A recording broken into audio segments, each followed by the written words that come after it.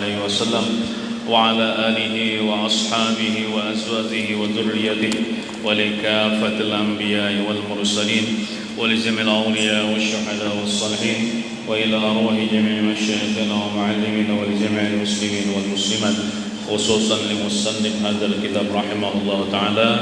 الفاتحة. أعوذ بالله من الشيطان الرجيم. بسم الله الرحمن الرحيم. الحمد لله رب العالمين الرحمن الرحيم مالك يوم الدين إياك نعبد وإياك نستعين اهدنا الصراط المستقيم صراط الذين أنعمت عليهم غير المغضوب عليهم ولا الضالين آمين. أعوذ بالله من الشيطان الرجيم. بسم الله الرحمن الرحيم. الحمد لله رب العالمين. اللهم صل وسلم على نور الأنوار وسر الأسرى وترياق الأغيار ومفتاح باب اليسر سيدنا ومولانا محمد المختار وآله الأطهار وأصحابه الأخيار عدد نعم الله وإفضاله. أما بعد سبحانك لا علم لنا إلا ما علمتنا إنك أنت العليم الحكيم ولا حول ولا قوة إلا بالله العلي العظيم. رب اشرح لي صدري ويسر لي أمري wahlul 'uqdatam min lisani yafqahu qawli. Alhamdulillah, kita bersyukur kepada Allah Subhanahu wa taala yang telah mengumpulkan kita di dalam masjid ini untuk menuntut ilmu agama, mengharapkan keridhaan Allah, menjunjung perintah Allah Subhanahu wa taala. Salawat dan salam semoga senantiasa tercurah kepada junjungan kita Nabi besar Muhammad sallallahu alaihi wa ala alihi wasallam. Allahumma salli wa sallim ala sayyidina Muhammad wa ala ali sayyidina Muhammad. Marilah kita memperbaharui niat i'tikaf. Bismillahirrahmanirrahim. Nawaitu an a'taqifa fi hadzal masjid sunnatan lillahi ta'ala. Halaman 12.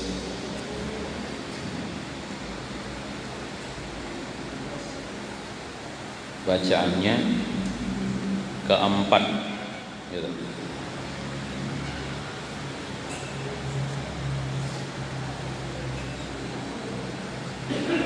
Baris ke-14 kalau tidak salah. Bismillahirrahmanirrahim. Qala al-musannif rahimahullah ta'ala wa nafa'na bihi wa bi jami' ulumihi fid dharain amin. Keempat daripada syarat sah sembahyang. Keempat, suci daripada hadas besar atau hadas kecil. Maka tiada ia berair sembahyang. Maksud bahadas kecil itu inya kada wudu belum. Maksudnya hal keadaan batal wudunya belum berwudu. Maka tiada ia berair sembahyang. Dan tiada sah sembahyang seseorang serta hadas besar seperti keadaannya junub atau haid atau nifas atau wiladah. Jadi sebelum kita mengerjakan sembahyang, maka wajib syaratnya kita suci daripada hadas besar, hadas kecil. Seandainya junub, mandi wajib dulu. Seandainya berhadas kecil, imbah bakantut atau imbah bakamih, imbah behira kan, imbah beistinja, maka berwudu terlebih dulu. Karena sembahyang tanpa wudu itu tidak sah, bahkan berdosa.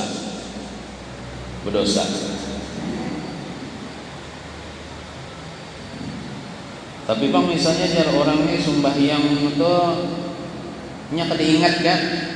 Kada ingat kada berdosa, kada ingat pada kada wudu. Sembahyang imbah tuntung sembahyang, ya aku tadi kada wudu ya. Kada ingat nih. Kada berdosa. Tapi sembahyangnya kada sah. Maka diulangi sembahyangnya. Gitu.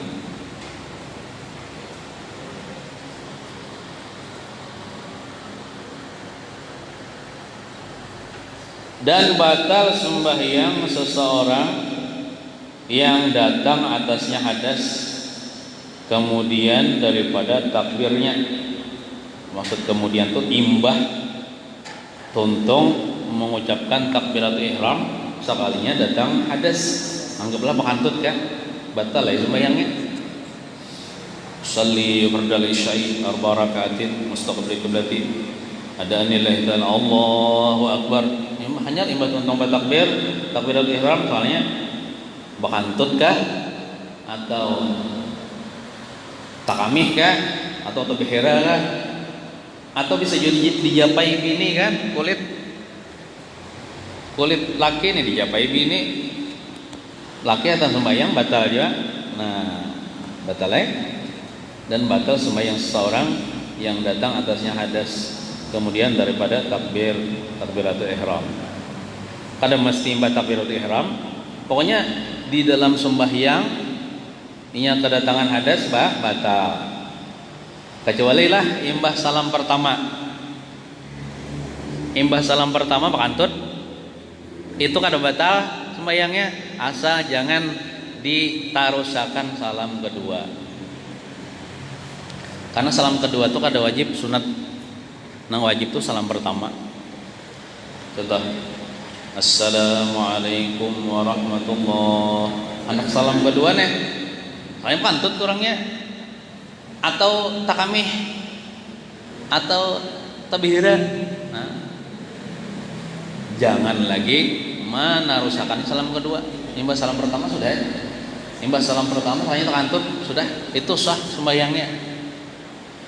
Tapi kalau Assalamualaikum warahmatullahi, saya terkantut, saya disambungnya salam kedua, Assalamualaikum warahmatullahi, batal sembahyangnya. Kenapa? Kalau sudah batal itu kan apa inya menarusakan, amun inya salam kedua itu menganggap dirinya masih dalam sholat. Kalau dia menarusakan salam kedua, dia menganggap dirinya masih dalam sholat, sedangkan dia makantut sebelum salam kedua, maka batal sembahyangnya. Nah itu, jadi misalnya ada tahan lagi ya Allah, imbas salam pertama yuha kan tuntakan kan, tapi jangan disambung dengan salam kedua, maka sah sembahyangnya. Karena yang wajib itu kan salam pertama, kalau salam kedua itu sunat saja. Artinya seandainya kita kadang mengucapkan salam kedua sah aja. Nah itu.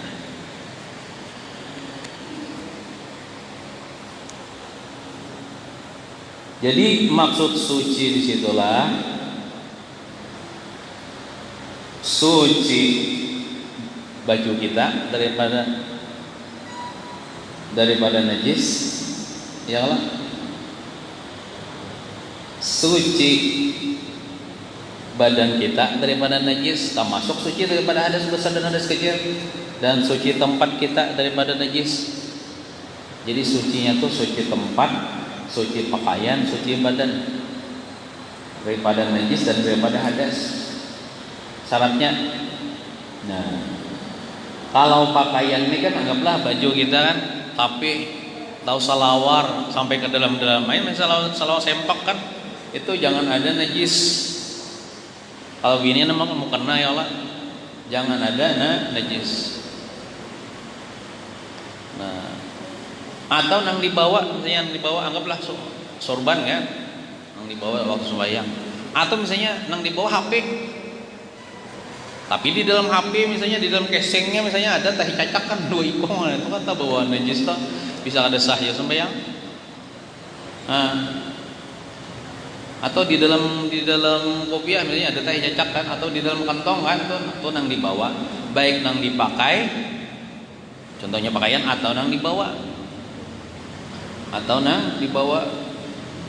Nah, sekalipun nang dibawa itu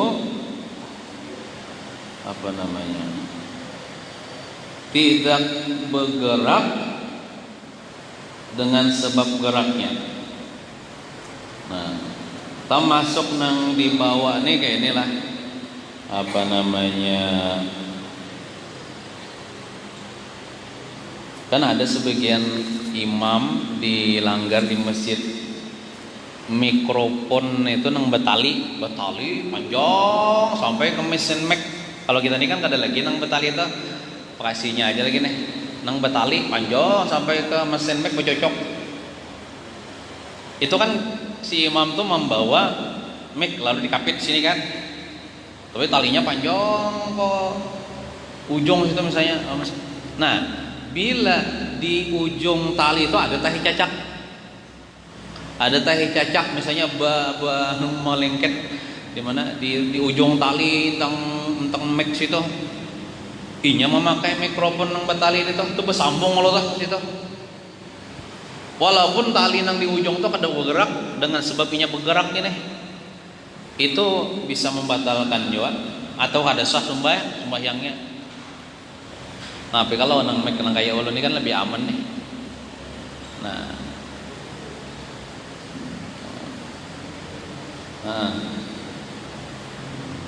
itu pakaianlah harus suci daripada najis. Nah, adapun misalnya baju atau kopiah atau anggaplah 2 tahun nggak dapat tapas, bau benar, bau masam, tapi kada najis, itu masih suci. Atau misalnya sebaliknya kayak ini, hanya menapas sekalinya tapalit tahi ayam najis. Nah, itu. Jadi kotor tuh belum tentu najis lah. Kotor itu belum tentu najis. Nah, itu tadi pakaian. Badan kita tadi apa?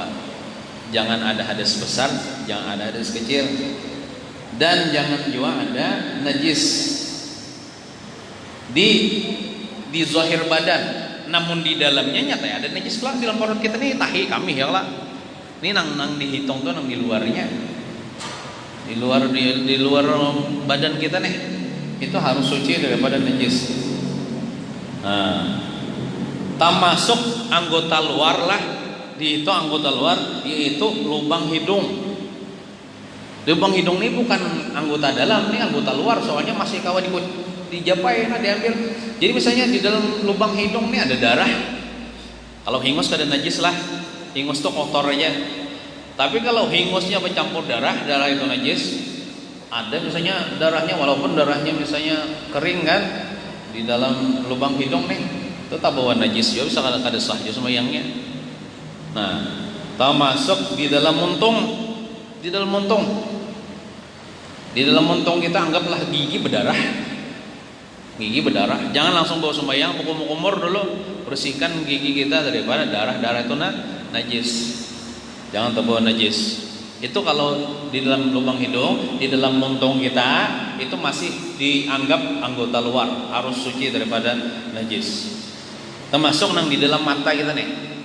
Mata, anggaplah misalnya matanya berpenyakitan, makanya kada lagi keluar banyu mata nang biasa darah banyu matanya, atau kan harus dibersihkan juga, najis lah, dibawa sembahyang nggak ada sah. Kemudian suci tempat ya, tempat maksudnya tempat itulah tempat kita sembahyang. Kadang mesti kan saya anggaplah sajadah kan, seluas sajadah kita sembahyang itu kada seberataan kalau tanang tagatok badan kita, nang tagatok pakaian kita, nang tagatok pakaian kita, nang tagatok badan kita, itu aja nang disyaratkan suci. Sisanya kada apa-apa. Anggaplah kayak inilah, maksudnya kayak inilah. Ini anggaplah misalnya ulun kan sembahyang di sini, ya Allah sembahyang di sini.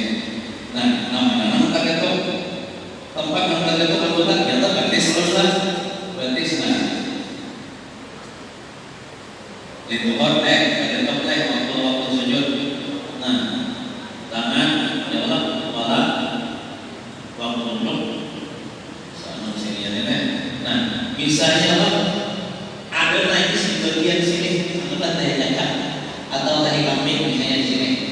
Ulun sembahyang ini lah, tapi ada tagatok, tangan ulun ada tagatok, pakaian ulun ada tagatok, itu sah sembahyangnya. Jadi maksud tempat sembahyang itu tempat yang kita tagatok. Ada pun kada tagatok, ya ada najis, asal kita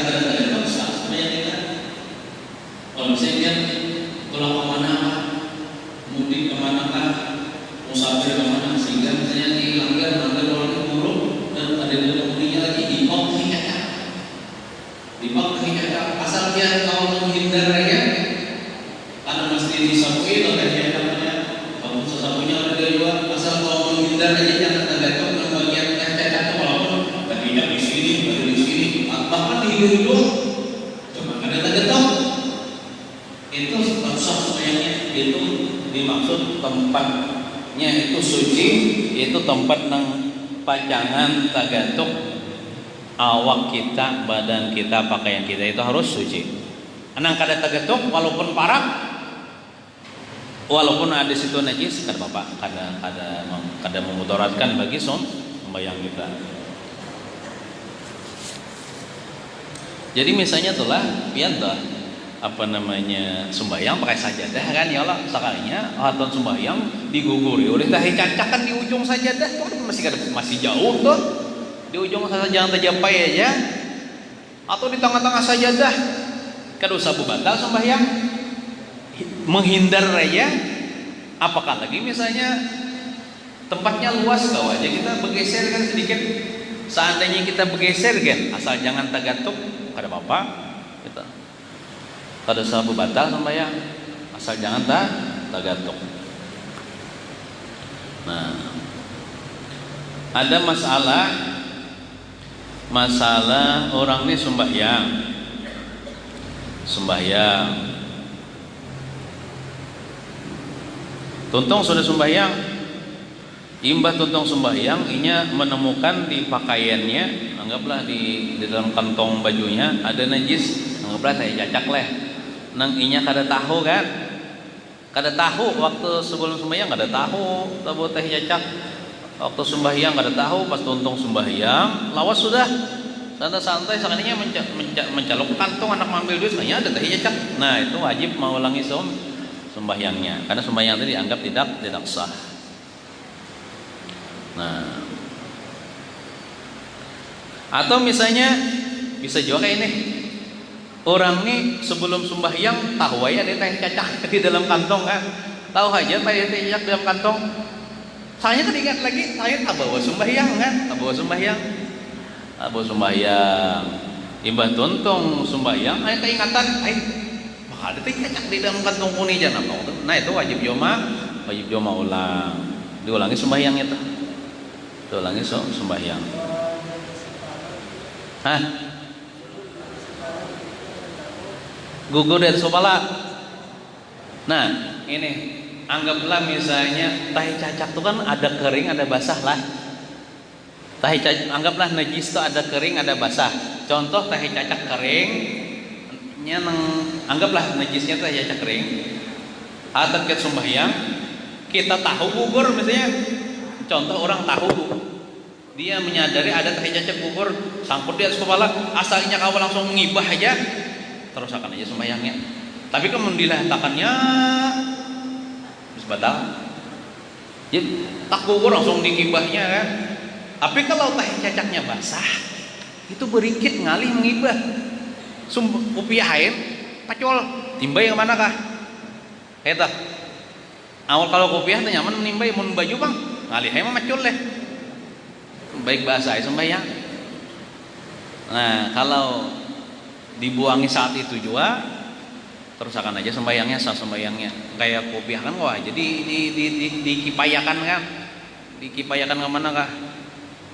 Nah misalnya bang kayak ini orang ini kan kada tahu di kantongnya ada najis ya kalau tahi cacak kada tahu, punya kada tahu tuh bang tuh bawa sembahyang imbah tuntung sembahyang kada tahu juga, kada ingat juga sampai mati kada, itu kan tidak hukum ngarannya, kan tidak wajib mengulangi sembahyang, kan tidak dikenakan hukumnya kada tahu kan.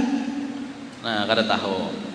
Nah jadi amuninya tahu toh, atau orang-orang yang memberitahu kan, anggaplah bininya kan hendak menapasakan baju, oh sekalinya di dalam baju laki ada teh cacak, maka pian tadi sembahyang pakai baju ini jar, anu jar laki aja jar.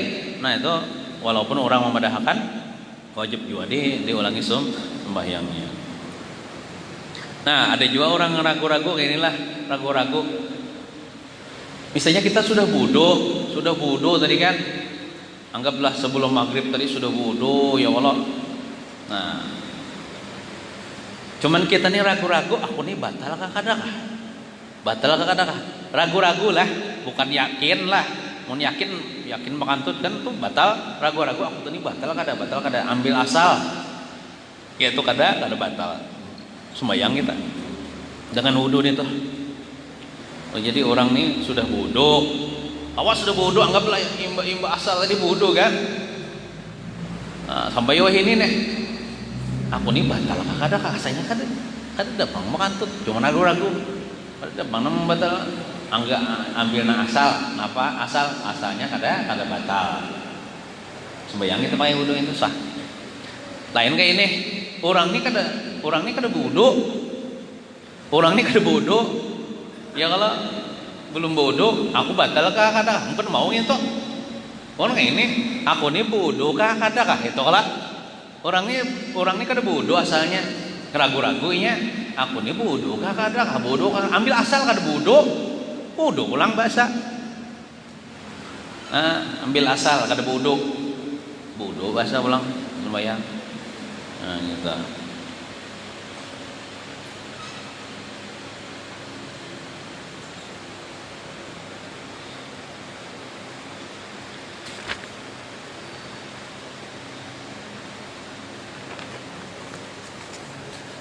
Nah, itulah diantara syarat sah sembahyang, suci daripada hadas besar atau hadas kecil. Kemudian kelima ada belum kelima deh. Suci daripada najis yang tiada dimaafkan daripada badannya. Tadi kita sampaikan dulu lah. Suci daripada najis yang tiada dimaafkan daripada badannya dan pada pakaiannya dan pada tempat sembahyang dengan najis yang demikian itu salah suatu daripada 3 tempat itu. Jadi 3 tempat maksudnya badan, kain, tempat itu harus suci daripada najis yang tiada dimaafkan. Adapun najis dimaafkan kada apa-apa kalau kita selalu bicara tentang najis yang dimaafkan seperti anggaplah nyamuk kah itu ya kalau atau bangkai binatang yang kada berdarah lah. Ya kalau semut kayak gitu tuh kada apa-apa itu tabawan itu. Nah, ada biarlah najis ini banyak tapi dimaafkan waktu keluar ketika kita sembahyang. Orang tuh berbisul kan. Bisul anggaplah bisulnya walaupun kayak genggam kan bisulnya nih. Bisulnya merantan udah nih. Nah, anggaplah bisulnya dilandau ya Allah, dilandau. Waktunya sembahyang, kayaknya pacak banyak kalau tuh darah nanah mengalir, itu dimaafkan. Artinya kada membatalkan sembahyang, terus akan sembahyangnya. Tempat sembahyang itu yalah. Sembahyang berikutnya kalau lagi harus dibersihkan itu. Nah, asal pacah dengan sendirinya, maksudnya bukan dengan inya memicik-micik. Nah, misalnya tuh sembahyang nih, jam menjapai, memicik-micik pas pacah, batal. Ini apa menjapai? Lain misalnya pacah dengan sendirinya karena dijapai, itu dimaafkan walaupun darahnya banyak, darah bisulnya yang pecah itu. Nah, itu ada.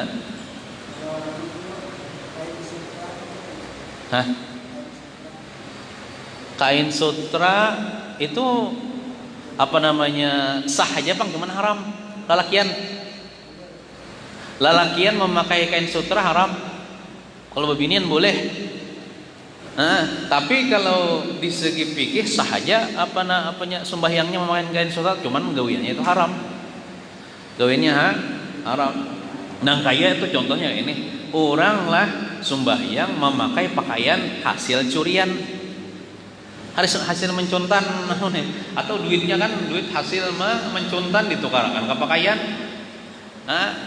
Sah aja di segi fikih, cuman kada diterima Allah Ta'ala. Sembahyangnya kada diterima Allah. Kenapa? Tak pakai yang haram. Sama juga tuh kain sutra tuh. Kalau kain sutra bebinian boleh, kalau lakian kada boleh. Nah kecuali kadada lagi lah, misalnya kadada lagi untuk menutup aurat kecuali kain sutra, maka itu boleh kayaknya kada haram. Tapi masih ada kain yang lain haram lakian memakai kain sutra. Sembayangnya sah aja bang, cuman haram deh gawiannya. Haramnya karena memakai itu. Nah, tapi kalau di surga lah lakiannya boleh gitu memakai sutra. Di surga itu kan tidak larangan kan, bini kan boleh lebih daripada 4 kan. Minum khamar kan boleh di surga kan. Kalau di dunia haram ya Allah. Di surga boleh. Di surga itu khamarnya tidak memabukkan. Kalau di dunia kan kada boleh. Kalau kada sembahyang, di surga boleh kada sembahyang. Kada ada sembahyang lagi, kada ada ibadah lagi di situ, bernikmat-nikmat aja. Nah itu.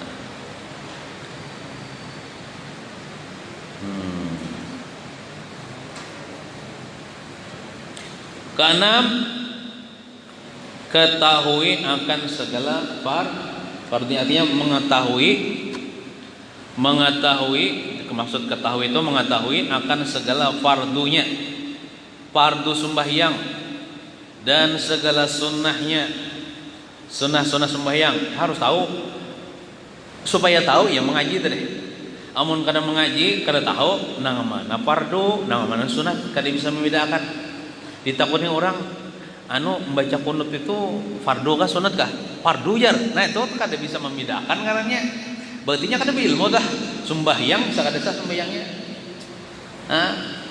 Jadi sembahyang umpatan waran ya. Kada beilmu, kada diterima Allah taala. Nah, kullu man bi ghairi ilmin a'maluhu mardudatun la tuqbalu. Setiap orang nang beramal ibadah tanpa ilmu, maka amal ibadahnya ditolak, tidak diterima Allah taala. Walaupun bujur kayak orang juga gerak-geriknya, cuma kada ada ilmunya. Buktinya kada ada ilmunya, ditakuni takbiratul ihram tuh wajib kah sunnah aja? Sunnah ajar, padahal wajib lah tah. Nah, kita harus tahu kan, makanya kita belajar di sini rukun-rukunnya supaya kita tahu mana nang rukun. Rukun tuh ya fardu lah. Fardu itu ya nang wajib lah, nang mana nang sunat, nang mana makruh kan. Nah, keenam tadi ketahui, maksudnya mengetahui akan segala fardunya, rukunnya nih, dan segala sunnahnya, maka tiada sah sembahyang orang yang tiada mengetahui fardu dan rukun sembahyang dan sunnahnya. Jadi harus maksudnya bisa membedakan dah. Bisa membedakan mana rukun, mana wajib, mana nang sunat. Gitu. Nah, syahdan. Ingin situ gini lah. Wallahu a'lam bishawab.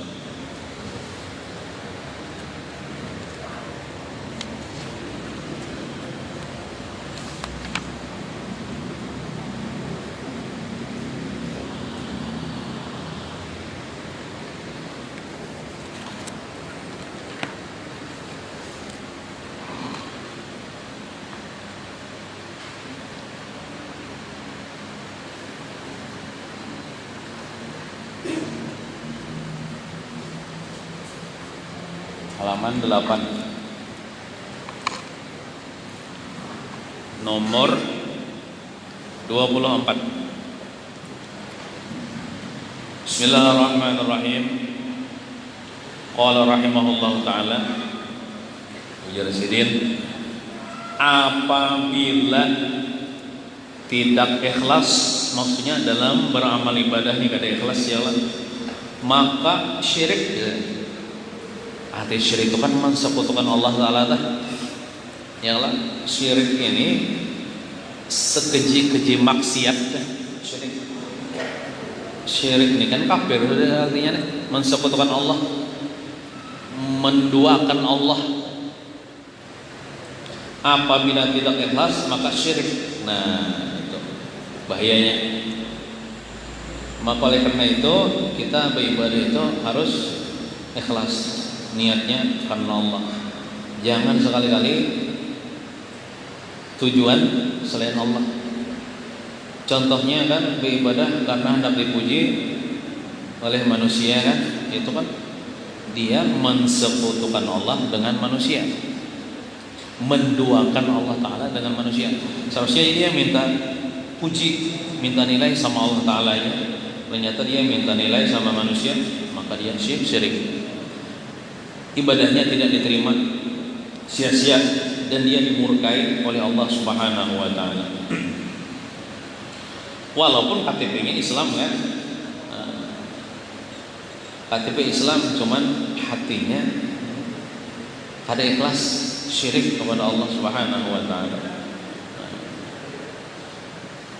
Ujub ya, ujub, merasa bangga dengan dirinya. Berarti kalau ujub itu kan mensekutukan Allah dengan dirinya sendiri, merasa dirinya lah hebat. Padahal hebat itu kan Allah Ta'ala aja lah. Kemudian 25, berkhalwat. Maksud berkhalwat itu menyendiri. Menyendirinya ini beribadah kepada Allah Ta'ala, menjauh daripada keramaian, menyendiri, berdua-duaan aja lawan Tuhan misalnya. Berkhalwat 40 hari. Ini kisah orang suluk lah. Orang suluk, apa itu suluk? Suluk tuh gawiannya, orangnya disebut dengan salik, bukan nasi salik lah. Salik itu orang yang menjalani jalan menuju Allah. Bahasa anunya tuh hendak jadi wali kan, hendak wasil kepada Allah. Itu ada cara-caranya yang ditempuh, mujahadah, riyadhahnya yang ditempuh, usahanya. Di antaranya orang ini biasanya bisi guru mursyid kan, guru syekh murabi mursyid. Guru syekh murabi mursyid ini biasanya wali gurunya kan, gak sembarangan nih syekh murabi mursyid nih. Lalu dia ini menyuruh muridnya untuk berkhalwat selama 40 hari. Sebenarnya 40 hari ini aja lah, nang standarnya aja lah. Ada juga nang talawah seperti itu. Ada nang 20 tahun berkhalwat. Ada juga nang sukuman. Tergantung kecepatan sampainya. Ya, ada nang cepat. Paling 3 hari kan balotnya sudah sampai wasil sudah. Ada nang lawas 40 tahun berkhalwat hanya sampai kan, ada juga. Nah, ada juga 40 hari disuruh oleh gurunya berkhalwat itu kan mesti ke gunung lah, hutan, di kamar gitu. Di kamar kan. Kadang mengeluar kecuali tidak keluar kecuali yang fardu. Nah, mau sembahyang Jumat kan mau keluar ya Allah. Atau misalnya sembahyang berjamaah hanya keluar ya. Sisanya tuh boleh pulang bakhalwat. Bakhalwat itu kan guring adalah ibadah. Behimat ibadah dan guring pun sedikit aja. Jadi bakhalwat tuh guringnya sedikit, makannya sedikit. Apalagi bergaul kan? Sedikit bergaul kan, bergaul lalu kita. Nah, jadi gurunya nih apa? Kan gurunya nih wali deh. Dengan kasyafnya memantau mulai jauh lah. Bukan sekadar memantau, mendoakan ya nah, mendoakan. Behimat benar mendoakan. Syekh Muhammad Mursyid nih behimat benar mendoakan. Mudah ya Allah wasilakan muridku nih jadi akan wali ya. Cepat akan mendoakan dia terus lah. Orang nang bisi Syekh Muhammad Mursyid nih. Nang gurunya tuh mendoakan terus. Nah, sampai kena sampai kepada Allah kena jadi wali Allah Ta'ala. Nyar kena keluar. Kayak Nabi juga kan sebelum menjadi Nabi kan sini berkhalwat di Gua Hira ya Allah. Berkhalwat 40 hari. Tidak keluar kecuali yang fardu. Nah, kena ada dikasih amalan oleh gurunya, mengamalkan selawat nih sekian, membaca Quran nih sekian. Sudah diatur oleh gurunya. Dan amalan yang datang langsung daripada Syekh Murabi Mursyid itu cepat mewasilkan seseorang itu kepada Allah. Lain kayak kita kan dapat di sosial media amalakan leh. Karena tahu dari mana? Paling stomat ambe. Dari mana? Dari WA amalakan paling stomat ambe. Kada istiqomah. Kada istiqomah. Kenapa? Ibarat orang garing tuh kayak ini. Orang ini garing, anggaplah sakit kepala. Inya langsung mencari obat tuh ke kios-kios saja, ke kios obat. Nah, bukan resep dokter. Jadi misalnya ampi itu paling selamat kita, ya pulang, garing pulang, kada lain kayak ini. Orang ini garing, lalunya pergi ke dokter, periksa oleh dokter, kata dokter kamu ini penyakitnya ini nih. Aku kasih resep, nah resep ini obatnya ini. Nah, itu lebih manjur untuk menyembuhkan penyakit. Nah kayak itu juga orang yang dapat amalan dari Syekh Murabi Mursyid, itu amalan itu insya Allah istiqomah dan bisa mewasilkan dia kepada Allah. Kenapa? Karena Syekh Murabi Mursyid itu tahu keadaan muridnya ini. Oh, muridku ini perlu salawat sekian bang. Oh, ini bisi usaha, jadi sekian aja bang nanam perlunya. Jadi guru Syekh Murabi Mursyid bagaikan dokter yang tahu resep yang terbaik bagi pasiennya. Nah itu kayak kita kan dapat amalan sobat ambil ada istiqomah. Nah istiqomah itu biasanya itu kalau apa namanya nang amalan langsung daripada Syekh. Jadi untung orang bisnis Syekh Murabi Mursyid lah. Nah itu istiqomah dan bisa mewasil. Jadi si dini itu memberi amalan bukan sekadar memberi amalan, mendoakan juga, mendoakan terus tiap malam tuh supaya muridnya ini sampai. Maksud sampai itu jadi wali. Namun kita misalnya dapat amalan di sosial media, kada tahu dari siapa itu. Nah ya Allah, orang tuh kada mendoakan kita juga. Nah itu. Nah, berkhalwat 40 hari. Tidak keluar kecuali yang fardu. Ujar menurut kisah Jomang lah. Nang zaman Guru Sokompol masih hidup ini kisahnya masyhur Jomang lah. Nang Habib dari Siwon lah. Habib Ahmad As-Segaf disebut itu digelar dengan Habib Baina Katifai karena sidin kan mengarang nang syair Baina Katifaihi alama Baina Katifaihi alama Khatimar Rusulil Kiram. Nah itu ya kisahnya sidin apa tamimpi Nabi terus setiap malam, tamimpi Nabi terus setiap malam kan. Nah orang tamimpi Nabi ini setiap malam rindu hendak bertamu nang sabujurnya. Bahasa itu ya qazatan kan. Hendak bertamu nang kada liwat mimpi lagi. Kayak apa? Jadi Rasulullah dalam mimpi itu menikah hendak bertamu aku nang sabujurnya, datangi menyambut Guru Sokompol kan di Kalimantan.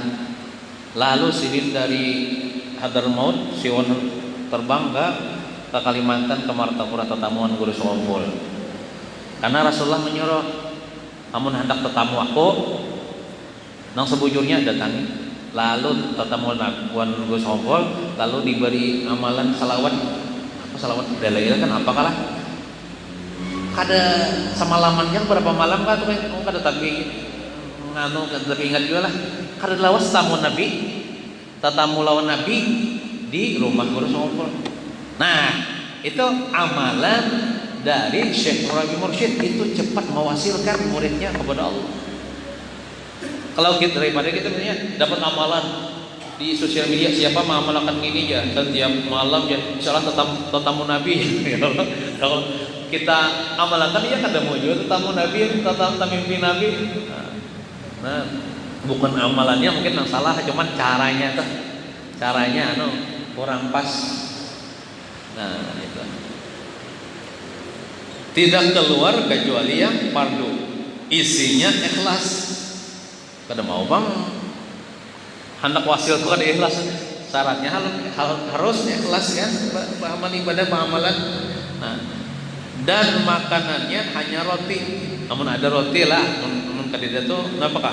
Jangan jasidin bakhalwat kacang, belinjo, kopi bisa. Tunanya mawarung lah, lain mahalwat itu. Mahalwat dalam kapal banyak nangkap benar coklat ya Allah apa-apa lah. Cuman timbang baca galain membalas WA itu lain itu. Buka Facebook itu lain itu. Nah, ini kan ada lalu urusan dunia. urusan akhirat aja nya guru Syekh Muhammad memantau ya.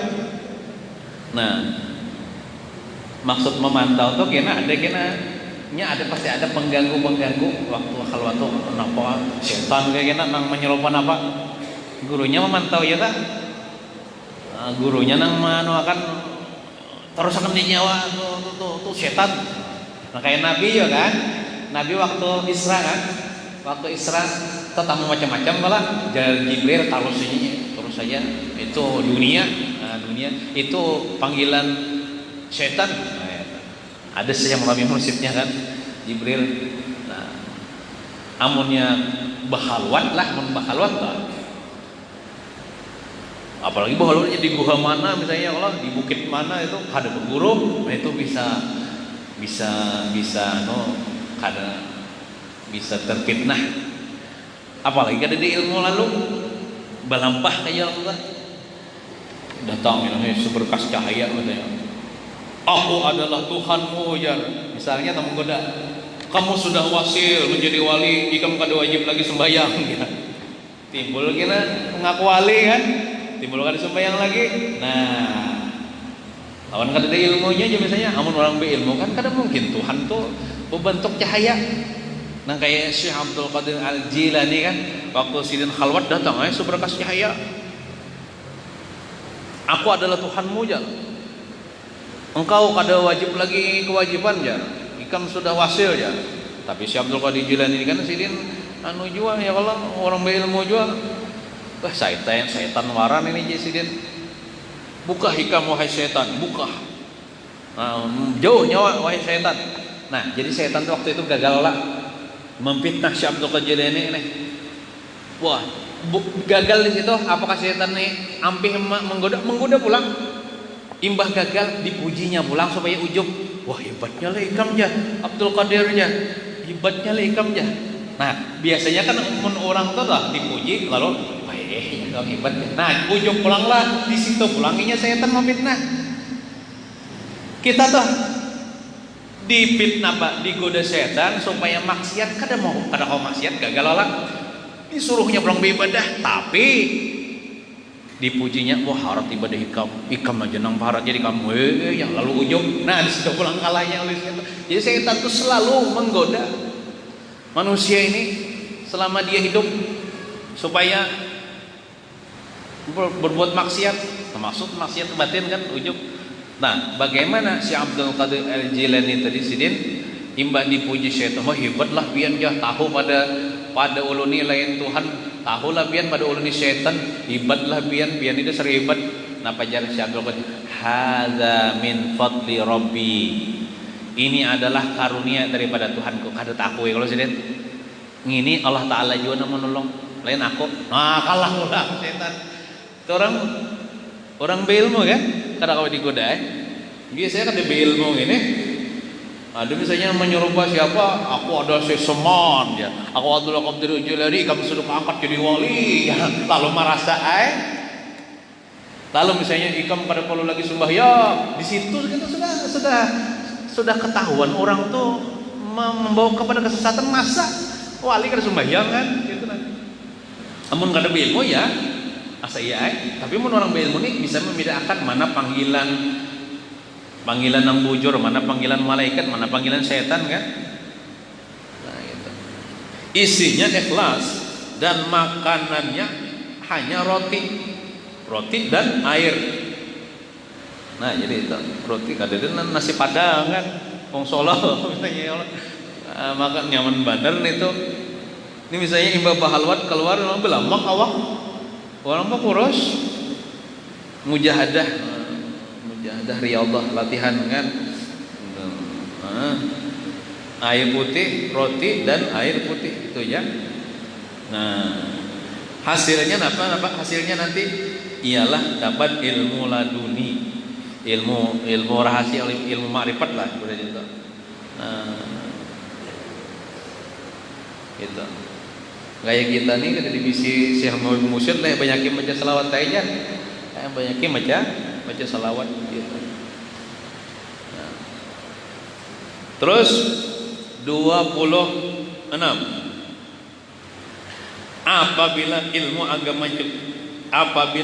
agamanya kuat, maka agamanya juga kuat. Apabila ilmu agamanya kuat, maka agamanya juga kuat. Yang mana jadi pahamlah. Nah, maksudnya nih lah, orang ini bukan sekadar berilmu. Berilmu kan apa namanya, tanda ilmu itu manfaat. Ilmu yang disertai khasyah kepada Allah. Dalam kalam yang ke-9 kemarin, ilmu yang manfaat itu ilmu yang disertai maqananatul khasyah, apa yang disertai akan dia oleh rasa takut kepada Allah. Nya ada agamanya apa namanya, ilmu agamanya kuat, cuman kadang takut kepada Allah, bisa tagui maksiat juga.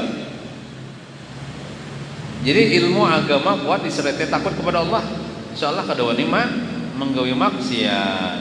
Nah, teruslah 27 selama masih ada bekas kopi, kata fa-nya tuh titiknya 3 leh. Selam kira-kira nih dalam seharusnya titik fa tuh 1 yola.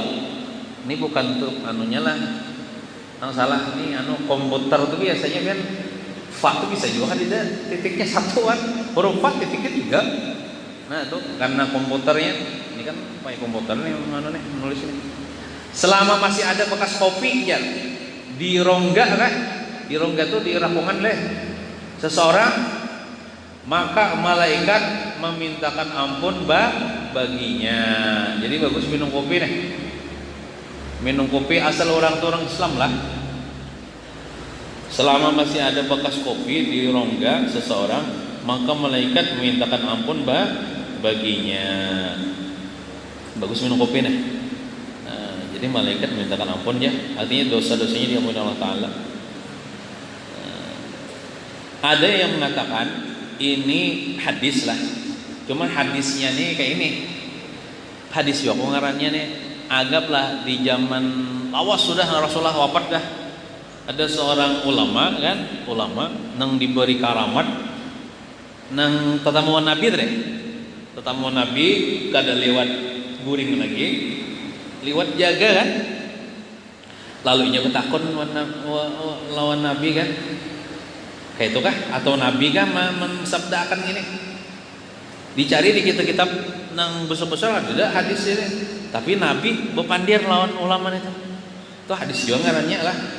Nah, tapi menurut orang Wahabi kan percayaan itulah, ada percaya lawan orang tetamu lawan Nabi itu.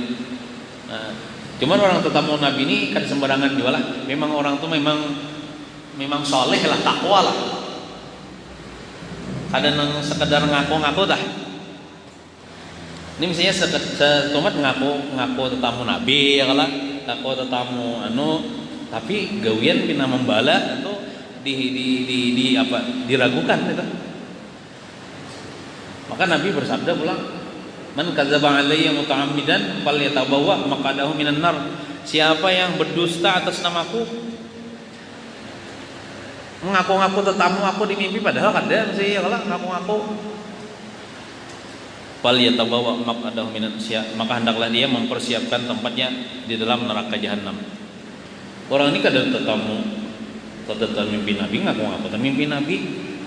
Atau misalnya orang ini kada zuriat Nabi kan, ngaku-ngaku Habib kan, itu kan berdusta atas namaku kata Nabi. Falyatabawwa maq'adahu minan nar, hendaklah dia mempersiapkan tempatnya di dalam api neraka. Nah kayak sekelas ada di TV itu nang hanyar keluar di penjara itu Habib Bahar kan. Habib lah dah ditakuni, kian sholat tempat tetamu Nabi, ulun ada suah aja. Cuma ulun tuh bahasa Banjar lah, bahasa gitu. Kada pernah aja. Kan sidinnya mengaku kada pernah. Habib tuh, kenapa jadi kada pernah? Minta maaf. Ini ujar sidin malah karena aku masih merokok. Masih merokok. Nah, jadi Nabi itu jar sidin kada katuju dengan bau-bau yang bau-bau apa namanya nang kurang sedap. Nah, cuman kata sidin ada bang ulama-ulama nang tamimpi Rasulullah kirim salam lawan beliau gitu. Nah, Adapun guru sekumpul, sidin bila sebelum tetamu Nabi itu sidin bersikat gigi dulu, bersikat gigi dulu. Karena bekas rokok ada di muntuk, bersikat gigi supaya bersih. Hanya sidin bertemu lawan Nabi.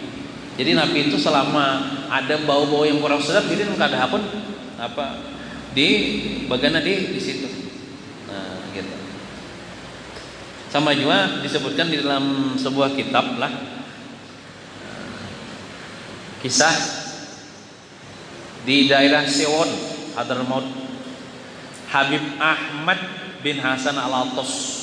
Sidini sezaman dengan Habib Ali Saibul Maulid. Sidini melihat Nabi masuk ke rumah. Sidini makamnya tinggi soalnya, melihat Nabi langsung. Nabi ini masuk ke rumah itu.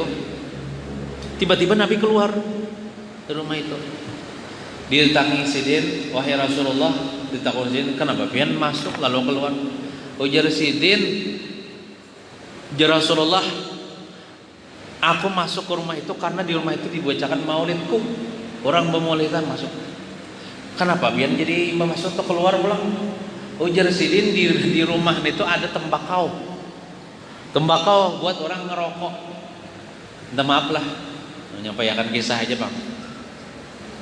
Tembakau itu tidak diisap, diandak aja di rumah. Itu Rasulullah jadi masa kurang setuju, kurang senang. Lalu jadi keluar. Itu tembakau baru diandak, apalagi tembakau diisap. Nah, jadi amun kita mengadakan acara maulid, adabnya tuh kalau bisa jangan bawa rokok dulu. Mun berokok tuh kayak aja imah tuntong. Nah, membawa rokok di kantong aja bisa. Rasulullah kada hadir, apalagi mengisap rokok waktu orang maulidnya berokok, kurang adab sama Nabi. Nah itu kisah di dalam kitab. Nah, jadi orang yang tetamu Nabi itu kada sembarangan. Orang tamimpi lawan Nabi itu ada tanda kewalian kepada dirinya. Nah, kada gampang. Dan orang tetamu Nabi itu adalah kada harus diceritakan kepada orang. Diam-diam aja ya. Nah, kada nambah kisah-kisah orang berana iya, kecuali berkisah kepada orang yang cinta kepada dia. Kepada orang lain bisa jadi fitnah kena. Nah, selama masih ada bekas kopi di rongga seseorang, maka malaikat memintakan ampun baginya. Nah, ini kalau kopi ini nyaman aja, kalau ditukar ya Allah murah aja. Kopi ya Allah, kopi apa kali? Kopi kapal api kan? Kopi apa? Kopi jahe kan? Tahu lah kopi mik lah, ada tahu lah kopi mik. Kopi mik, kopi ABC. Dan selama ada tasbih di badannya, baik itu digantung, maka malaikat memintakan ampun baginya. Nah, jadi kita melihat ada misalnya orang nih, tasbih misalnya digantung di gulu, jangan disalahkan. Ada aja dalilnya. Mungkin inya memakai yang ini, walaupun kada diketek, digantung atau dibuat dalam kantong, maka selama inya membawa itu, malaikat memintakan ampun atas dosa-dosanya.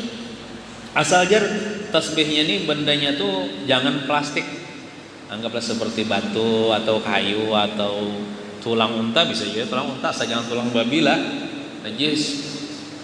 Nah, artinya bekas benda-benda hidup tuh. Nah, tasbih nyaman aja ditukar lah, murah aja tasbih nah. Nah, nya ada orang yang kada paham lah. Kita misalnya seandainya kayak kita nih kada usah kin bata tampai lah. Anggaplah misalnya hendak memakai juga tasbihnya tuh dalam baju ya. Dikeluarkan misalnya kena lo pengen kada paham narai menyambati itu timbul ini jadi dosa.